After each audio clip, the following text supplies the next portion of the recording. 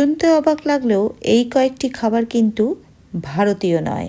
যেমন বাঙালির প্রিয় শুক্তো একান্তই পর্তুগিজদের খাবার। চা এসেছে চীন থেকে, সিঙ্গারা মধ্যপ্রাচ্য থেকে এসেছে, রাজমা চাউল কি জানতেন উত্তর ভারত? আগে না, মেক্সিকো থেকে গুয়াতেমালা হয়ে ভারত। নান রুটি পারস্যের একচেটিয়া। লুচি এই খাবারও পর্তুগিজদের হাত ধরে ভারতে এসেছে, বাঙালির নয়। ভাজা মিষ্টির বেশিরভাগই উৎপত্তি মধ্যপ্রাচ্যে, সেখান থেকে এসেছে জিলিপি। গুড় ভারতে এসেছে পর্তুগিজদের হাত ধরে।